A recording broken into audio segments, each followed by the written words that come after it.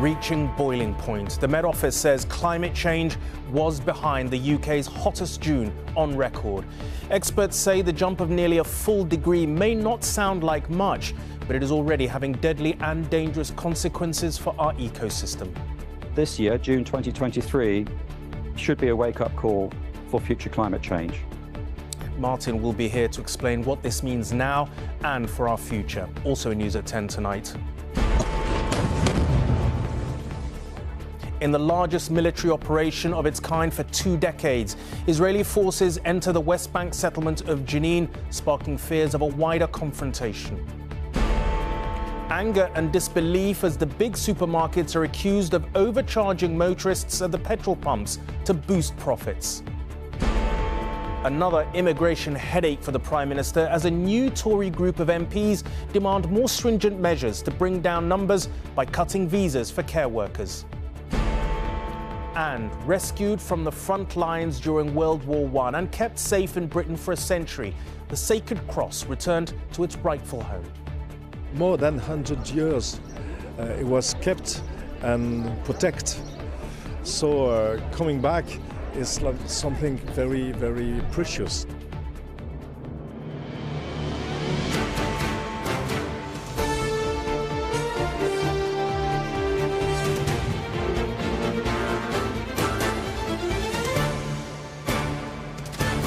This is ITV News at 10 with Rageh Omaar. Good evening. The Met Office had already predicted that last month would be the hottest June on record. But what came as a surprise today, not to say shock, was just how much it beat that record.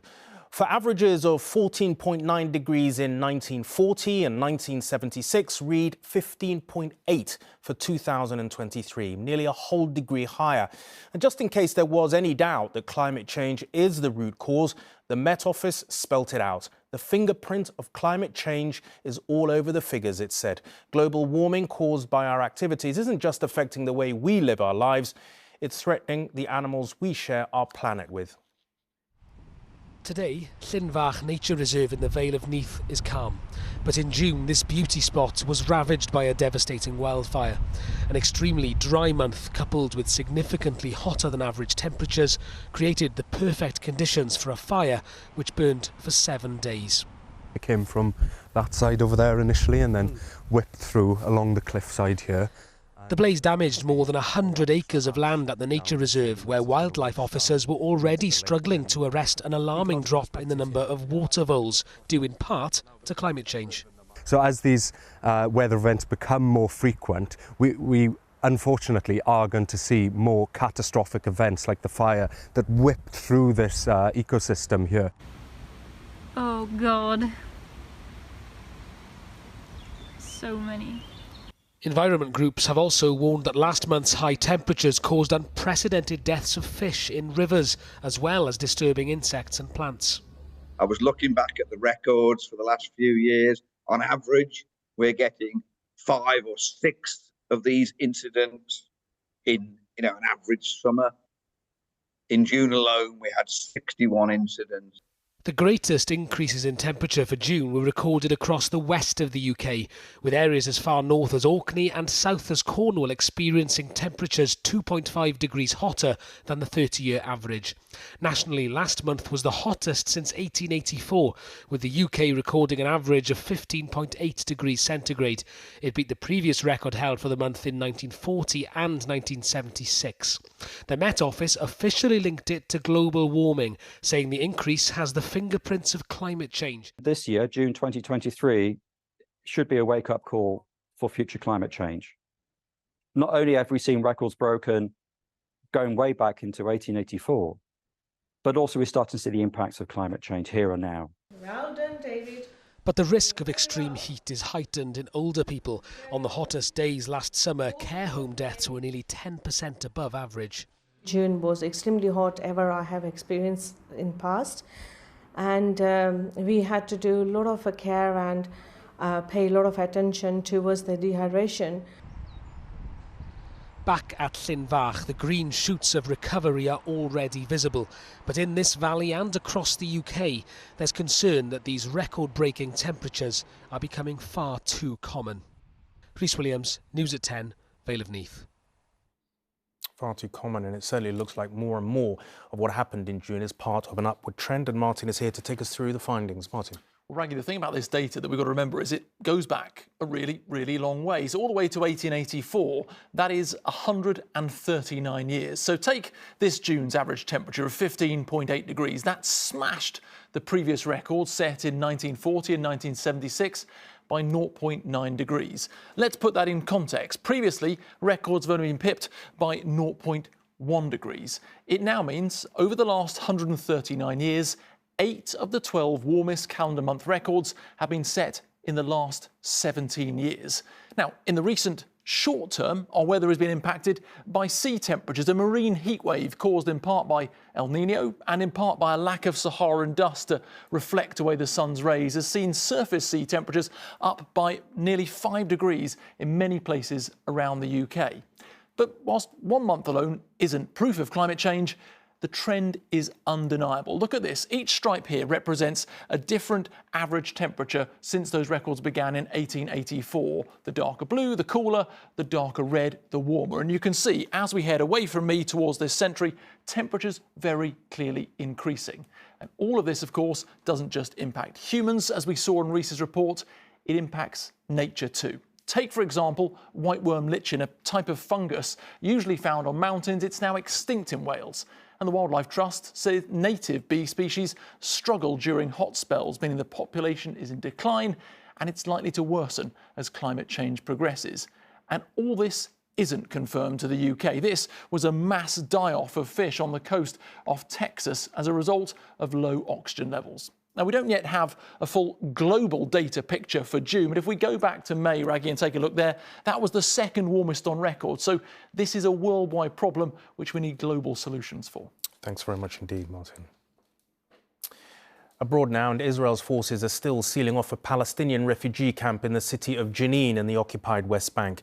They went in overnight to stop what the government believes was a terrorist cell responsible for the deaths of over a dozen Israelis in the past year alone. 8 Palestinians were killed, and tonight there are reports that the Palestinian leadership has ended security cooperation. It is the middle of the night when the attack on Jenin refugee camp begins. Airstrikes from armed drones followed by armoured vehicles on the ground. The Israeli military releasing these pictures of an operation it claims is highly targeted to do the least harm. But in a place where buildings and people are crammed in so tightly, precision is impossible, chaos inevitable. And by morning, it's far from just wounded fighters arriving at hospital. Ali has spent the day there. We have 40 Palestinians injured, children, women, old man. One child is carried through the gunfire, but with much of the area sealed off by the military, others can't get through. They don't let the Palestinian moving to go to hospital to give blood, and they don't let the ambulance Palestinian, the car ambulance Palestinian moving to help or to support or to take who's injured to hospital. Outside, smoke is still rising from the apartment building the Israelis were targeting. It is, they say, the command and control centre for the militant Jenin Brigade. They are some of the occupied territory's resistance fighters, in the eyes of people here, or to the Israeli authorities, terrorists responsible for the deaths of Jewish settlers. That we want to break of the camp being a safe haven for terrorists who were performing attacks all over Judea and Samaria, and they were running back to hide inside the camp. This will not be a safe haven. It's not the first time Israelis or Palestinians have carried out operations here. There are often clashes. But with 2,000 Israeli soldiers now on the ground, there is alarm outside the region at the scale of this operation, which the Palestinian Prime Minister is calling a war crime. What is happening, he says, is a new attempt to remove the camp from existence and displace its people. Israel insists it has no intention of occupying the refugee camp, but that won't stop the fight back here, nor the suffering of those caught up in the crossfire of what was already the deadliest year on the West Bank in almost 2 decades. Rachel Younger, News at 10. Back home now, and to many drivers it will come as absolutely no surprise whatsoever. They've been paying supermarkets far more for their petrol and diesel than strictly they should have. Official confirmation of that came from the Competition Authority. It found supermarkets' margins last year were 6p a litre higher than they should be. For diesel, it was twice as much. The authority says the supermarkets aren't competing hard enough. How much you pay for petrol and diesel depends on whether there's an Asda in town. Here in Watford, they have one. Traditionally, where Asda and to a lesser extent Morrison's lead on price, other retailers follow. But the CMA says that 2 years ago, Asda chose to stop competing as aggressively, and all motorists have paid more as a result. This same-day delivery firm runs 7 lorries and a fleet of vans from its base near Reading. It ended up paying so much for diesel last year that it introduced a fuel surcharge on its customers. I do feel that people are being ripped off by supermarkets, yes. But they're not the only ones. I believe the major fuel companies are also ripping people off royally.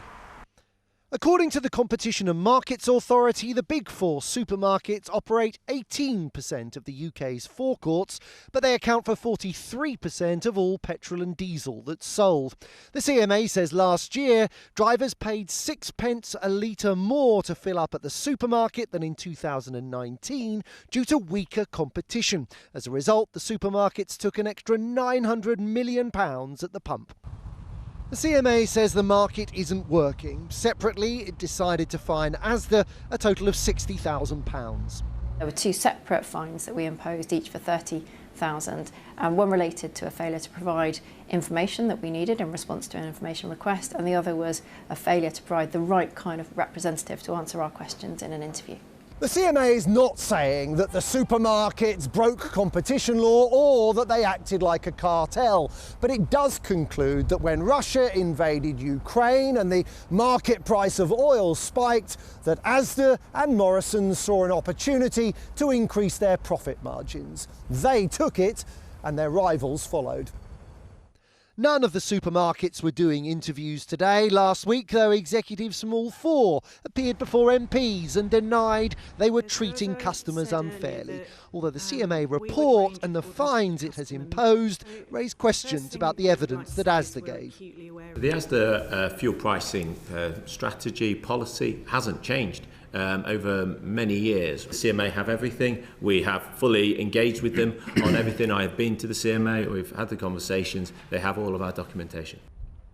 The CMA had access to internal documents which show that Asda deliberately sought to triple its profit margins on fuel, in part because its profit margins on food were being squeezed by inflation. Tonight, Asda described the fines it received as technicalities and insisted the supermarket remains the price leader on petrol and diesel. The CMA wants drivers to be able to better compare prices in future so they can choose where to fill up. Joel Hills, News at 10 in Watford. Now, as the Prime Minister tries to hold his party together, perhaps the last thing he needs is a split over one of his key policies, immigration. A group of MPs styling themselves the New Conservatives want it brought down from 600,000 to 200,000. One way to do that, they say, is to end the scheme that allows visas for much-in-demand care workers. The New Conservatives believe it is time to pay British workers more. That will mean net migration to this country will be in the order of tens of thousands each year. The answer is to control immigration. Numbers are too high. It's as simple as that. Successive Tory Prime Ministers have made big promises on immigration. This newly formed group of Tory MPs are putting pressure on the government to actually keep the one made at the last election and bring the numbers down by 2/3. The choice is this: cut immigration, keep our promise to voters and restore democratic, cultural and economic security, or kick the can down the road, lose the next election. At the time of the last election, net migration, the difference between the numbers leaving and arriving, stood at 219,000. 3 years later, it reached a record level of 606,000. Of those, 1 in 3 were here to study, 1 in 5 were refugees, and 1 in 10 came to work in health and social care. The new Conservative group proposed to cut those numbers by making it harder for foreign students to study here, installing a cap on refugee numbers and resettlement schemes, and closing the care worker visa programme entirely. How are you going to make up the shortfall in university budgets, and how are you going to be paying for higher wages for social care staff? We are never going to realise the value of our own workers and upskill our own workers if we don't turn off the taps to mass legal migration. This care home boss says the impact would be care homes forced to close. We just cannot get enough people. There are not enough people, so we have to import some. It is making the difference between some of our care homes being able to deliver safe care and not. So how much of an issue is immigration in the red wall seats the new Conservatives are keen to hold on to? Immigration is quite a big thing, really, because a lot of people are still very scared of it. I think the mix is actually what brings UK to its best. I don't think immigration is an issue. There's more things that's an issue, like the cost of living. Downing Street has said it's not considering the proposals on care, and while the Home Secretary has made it clear she's fully behind efforts to get overall numbers down, there are others like the Chancellor more concerned about the damage it could do to a weak economy. The Prime Minister wanted immigration to be an election battleground. What he's got is a battle within his own party too. Romilly Weeks, News at 10, Westminster. The French authorities are hoping that tonight, the 7th since a 17-year-old was shot dead by police, sparking nationwide rioting, will be the quietest so far. Appeals from the grandmother of the boy, Nahel Marzouk, to stop the violence seem to have had some effect. But the grievances that underlie the violence date back years. In 2009, huge riots broke out after the death of a young Algerian man in police custody. Over 300 cars were burned. 2 years before that, these riots left 130 police officers injured. They began when two teenagers of African origin died after their motorbike collided with a police car. And in 2005, riots lasted for 3 weeks after two youths died when they hid from police in an electrical substation. They were also of African origin. The riots have shocked and divided France by their ferocity. A lull in the violence today, but many wonder whether the storm can truly have passed. I would say that the violence maybe was necessary in the sense that this is how people try to be listened to, but in a sense it has gone too far. Across the troubled suburbs of Paris, we found people who say they know how it is to live like Nahel, the young man killed by police, whose last words are now reported as, "It's a crazy guy, he shot me." When you see the video, we are shocked. But, you know, there's many kind of things like that here, but they are not filmed, you know. These men are the sons of migrants, and they say they suffer daily discrimination. How tough is it to be a young black man in Paris at the moment? It's very difficult. They see us as hooligans. It's difficult to get work and even to study. Intégrer des écoles, ça aussi c'est difficile. France say that we are equal, but sometimes you see that we are not equal, you know. And the way that we see when we are not equal, it's the time we are black or Arab or African. But many see this as a law and order issue. They marched today in support of the mayor whose home was attacked by rioters. And donations to support the police officer accused of killing Nahel far outstrip the fund for his victim. France is again counting the cost of decades of unresolved racial tensions and asking the question, why is it that in a republic which is officially colourblind, do so many people of African and Arab heritage feel like second-class citizens? The death of a young man named Adama Traore in police custody 7 years ago was supposed to have given France its Black Lives Matter moment. But his sister told me that too little has changed. France has to admit that this is institutional racism. And until that happens, children will continue to be killed.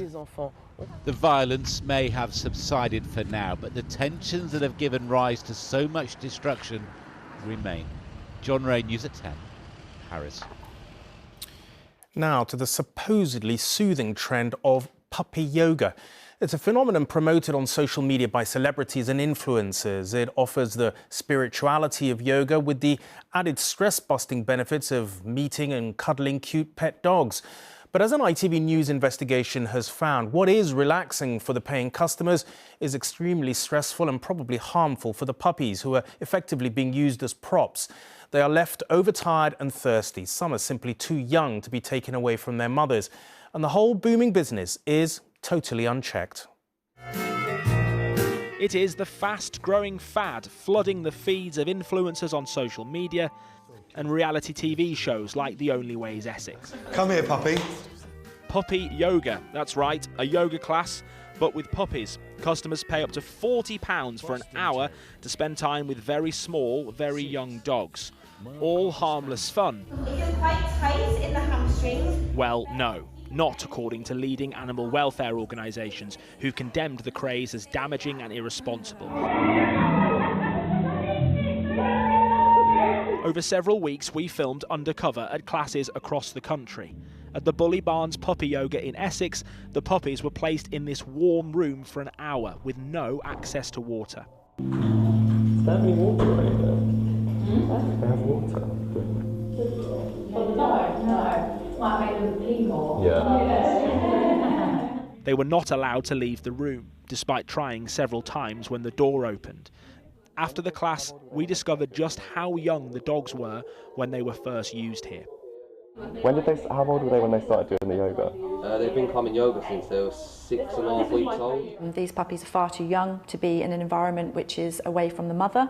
These dogs are under the age at which they are vaccinated appropriately, so there is a risk of disease transfer. Not putting water out, that's a significant risk to dogs. They need constant access, otherwise health and potentially fatality can occur quite quickly. The RSPCA also have serious concerns over how the dogs are being handled by strangers. At this Puppy Yoga Liverpool class, our footage shows tired puppies trying to sleep in the corner, away from the customers, being constantly woken up and reluctantly carried back into the class. We found the same at Puppy Yoga Nottingham, sleeping dogs constantly being woken up. We also learnt the puppies began being used here when they were under 8 weeks of age, and they are working several hours a day. They've done like 10 lessons now. So they've done 10? Yeah, they've done loads. We do like three a day. So we did 6 last week. Puppies need huge amounts of sleep. They're growing. You know, sleep deprivation is a form of torture, and there's no reason to assume that this won't be as damaging to these dogs. Leading dog welfare organisation the Kennel Club also want puppy yoga banned and believe it may breach the Animal Welfare Act. Come on in, Dan. Thank you. In Norfolk, Jenny Campbell is a Kennel Club assured breeder. She invited us to see her latest litter. She had her puppies 6 days ago. And does not believe any responsible breeder would be a part of this. We stopped selling puppies out of shop windows years and years ago in this country. And essentially we're just putting them back in a shop window. It's called a yoga class and it's just totally wrong. Puppy Yoga Nottingham, Puppy Yoga Liverpool and the Bully Barn Essex all ignored our requests for comment. Jamie Lang and Sophie Habu say they did not attend any of those venues, were unaware of any concerns and are deeply concerned about our findings. We understand Towie were also not aware and filmed this episode before our investigation. And tonight there are questions over whether puppy yoga should continue. Daniel Hewitt, News at 10.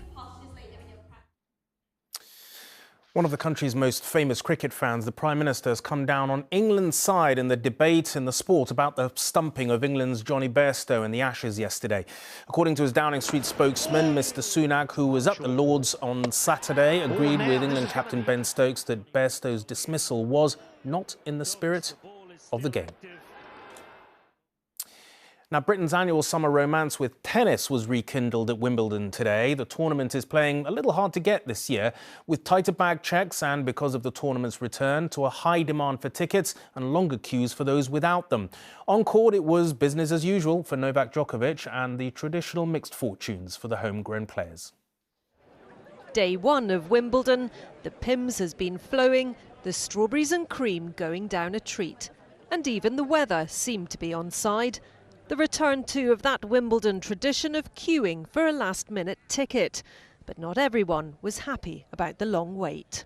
We were here this morning at 4:30. And we had quite good numbers in the queue as well, but no chance of anyone getting in. It's difficult because people are turning up now to camp to go in tomorrow morning. I'm feeling a little impatient and a little cold, but I'm excited. Wimbledon organisers have introduced enhanced bag searches this year, but said the only issue was exceptionally high demand. And who can blame tennis fans, with defending champion Novak Djokovic stepping out on centre court in pursuit of a record-breaking 24th Grand Slam title this year. There are several big names who will not be here this year to stand in Djokovic's way. Federer, of course, has retired. Nadal is still out with injury, as is last year's runner-up Nick Kyrgios, who withdrew last night with a torn ligament in his wrist.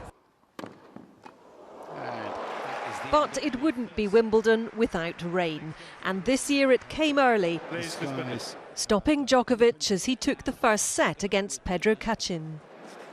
More than an hour later, under cover of the now closed roof, players and umpires were finally satisfied the grass on centre court was free of excess moisture. Play resumed, and Djokovic was through to the second round in straight sets. Venus Williams followed on centre court, here for a record 24th Wimbledon. But early in the match, Venus suffered a dramatic fall. Screaming out in pain. She played on but lost in straight sets to Ukraine's Elina Svitolina. On court number 2, the home crowd had its hopes pinned on British men's number 2, Dan Evans. Poor light stopped play. He left 2 sets down to Frenchman Quentin Alice, hoping for better luck tomorrow. On the outer courts, there were 3 Brits celebrating success: Jodie Burrage, Jan Choinski and Liam Brodie, all through to the next round, flying the flag as fans await Sir Andy Murray's arrival on centre court tomorrow. Martha Fairley, News at 10 at Wimbledon.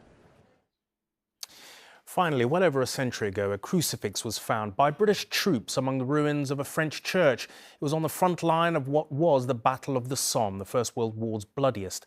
An army chaplain brought it back to Britain, and it took pride of place in a similarly small village church in the East Midlands. And there it remained until now. Today it stands resurrected in its rightful place in the rebuilt French church.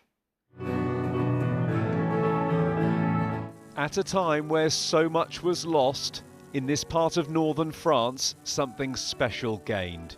A crucifix from World War I, preserved for more than 100 years, now returned home to the village of Douai. To a church destroyed during the Battle of the Somme, which has since been rebuilt.